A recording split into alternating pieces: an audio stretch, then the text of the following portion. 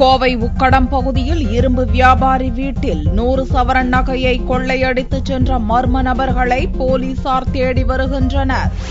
கோவை உக்கடம் பகுதியைச் சேர்ந்த இப்ராஹிம் என்பவர் இயந்திர உதிரி பாகங்கள் தயாரிப்பு நிறுவனம் நடத்தி வருகிறார். இவர் புதனன்று இரவு தனது குடும்பத்துடன் வீட்டின் முதல் தளத்தில் உறங்கியுள்ளார். நள்ளிரவில் மர்ம நபர்கள் கீழ்த்தளத்திலிருந்த பீரோவை உடைத்து அதிலிருந்த 100 சவரன் நகை மற்றும் 2.5 லட்சம் ரூபாய் பணத்தை கொள்ளையடித்துச் சென்றனர். காலை எழுந்து வந்து பார்த்த இப்ராஹிம் நகை மற்றும் பணம் கொள்ளையடிக்கப்பட்டது குறித்து போலீசாருக்கு தகவல் அளித்தார். இதைத் தொடர்ந்து போலீசார் மற்றும் தடயவியல் நிபுணர்கள் சம்பவ இடத்திற்கு விரைந்து வந்து சோதனை நடத்தி விசாரணை மேற்கொண்டனர். இரவு 12 மணிக்கு வரைக்கும் இவங்க முழிச்சிருந்தாங்க. அதுக்கப்புறம் கதவை காம்பவுண்ட் சுவரை தாண்டி கதவை ஓபன் பண்ணி வீட்டுக்குள்ள போய் நகைகள் 100 பவனும் பொருளாதாரம் ஒரு 2 லட்சம் ரூபாய் இருக்குன்னு சொல்றாங்க. திருட்டு உயிர் பலியை நாம காப்பாற்றணும்னு சொன்னாலும் காவல்துறை இந்த இடத்துல நல்ல பாதுகாப்பு கொடுத்து இந்த குற்றவாளியை விரைவில் கண்டுபிடிச்சு தருமாறு உங்களை எங்க அசோசியேஷன் சார்பா கேட்டுக்கொள்கிறோம். இந்த கொள்ளை சம்பவம் குறித்து வழக்கு பதிவு செய்துள்ள போலீசார் தனிப்படை அமைத்து கொள்ளையர்களை தீவிரமாக தேடி வருகின்றனர்.